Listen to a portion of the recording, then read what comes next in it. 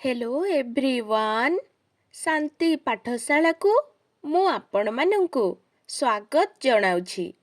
आजिकार एक नूतन वीडियो रे आमे आलोचना करिबा उत्कल दिवस उपलक्षे एक सुंदर भाषण 10टी धाड़ी रे आजि आमे उत्कल दिवस विषय रे जानिबा। ता पूर्वरु आपण चैनल को सब्सक्राइब करिनियंतु एवं बेल आइकनटी को प्रेस कर दियंतु। चलंतु भिडियोटी को आरंभ करिबा।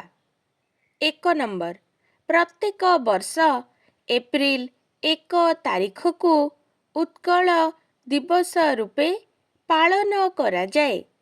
2 नंबर इतिहास रे गंगा ठारू गोदावरी पर्यंत उत्कल भूमि विस्तृत थिबार जना जाए। 3 नंबर अफगान मोगल मरहट्टा एवं इंग्रेज मानंकर आक्रमण एवं शासन रे विभिन्न समय रे उत्कल तार स्वाधीनता हराई पराधीनता बरण करिथिला। 4 नंबर समय क्रमे विच्छिन्नांचलर एकत्रीकरण ओ स्वतंत्र उत्कल प्रदेश गठन निमंते उत्कलर बरपुत्र माने उद्यम आरंभ करिथिले।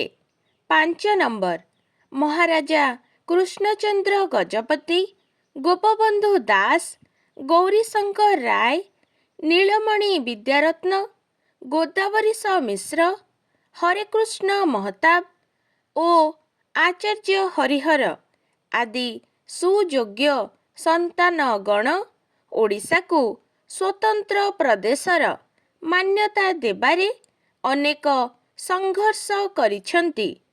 6 नंबर 1931 मसीहारे गोल टेबुल बैठक रे महाराजा कृष्णचंद्र गजपति ओडिशा स्वतंत्र प्रदेश प्रसंगरे दाबी उपस्थापन करिथिले।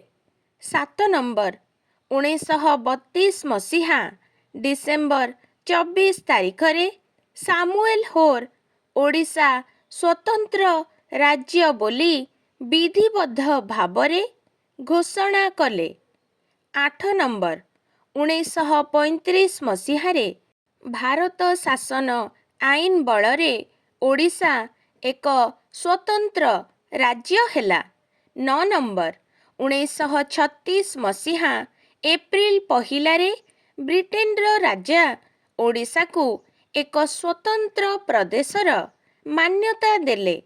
10 नंबर दीर्घ दिन धरी राजतंत्रर विलोप घटिला एवं 1936 एप्रिल 1 तारीख रे उत्कल स्वतंत्रता लाभ कला।